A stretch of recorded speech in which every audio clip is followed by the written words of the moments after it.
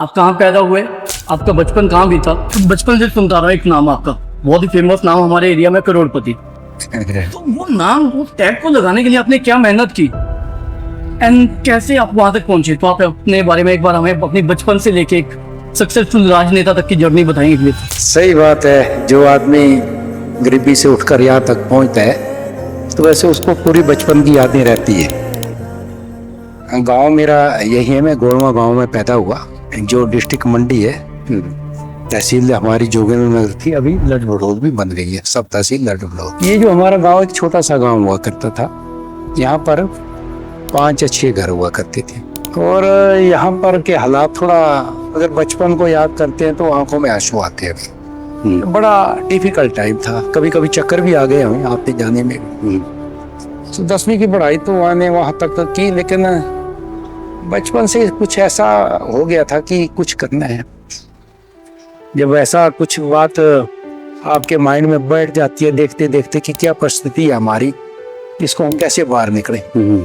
मैं धन्यवाद करता हूँ, जैसे मैट्रिक की पढ़ाई मेरी खत्म हुई तो अब कॉलेज में एडमिशन लेनी थी। मैं चाहता था कि मैं कॉलेज में जाऊँ। मैं बीएससी करना चाहता था। बीएससी करके ये तो मेरा इरादा था कि मैं साइंस टीचर लग जाऊं, कुछ ना कुछ करना ही है। पढ़ने में भी हम ठीक थे, अच्छे पढ़ने में थे, दूर था लेकिन अच्छा है। मैं धन्यवाद करता हूँ अपने गुरुजनों का भी कि काफ़ी मानते थे हमें, उनको भी था कि ये बच्चा कुछ कर जाएगा लाइफ में।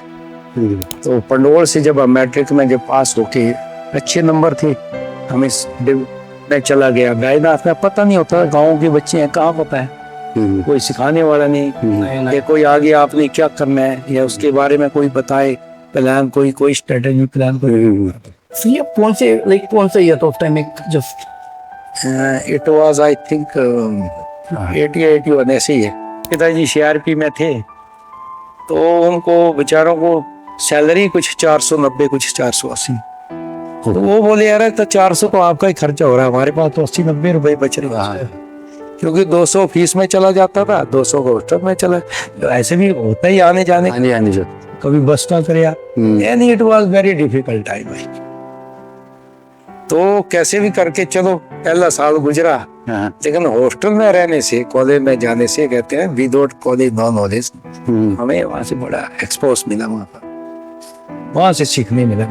लेकिन मेरा दुर्भाग्य था, मैं उधर एक ही साल पढ़ पाया। दूसरे साल जो है मेरी पढ़ाई छूट गई। और जब पढ़ाई छूटी तो मुझे बड़ा दुख हुआ।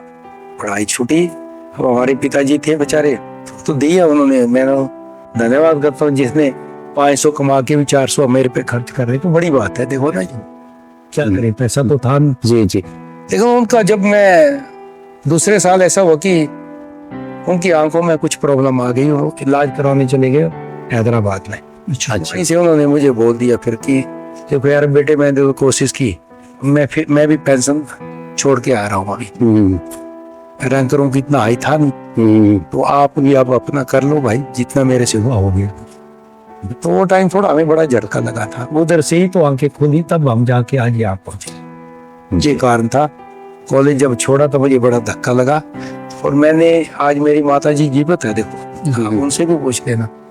जब मैं घर में आया था, जब कॉलेज छूट गया, मैंने माता जी से कहा था कि देखो आज पैसे की वजह से मेरा कॉलेज छूटा है, पढ़ाई छूटी है, लेकिन मैं अब अपने जीवन में इतना कुछ करूंगा कि आगे किसी का ऐसा ना छूटे। करोड़ों की भीड़ है और करोड़ों की भीड़ में सबके साथ रहते हुए अकेले सोचने, समझने, चलने की क्षमता पैदा हो जाए तो उसी को तो अकेलापन बोलते हैं।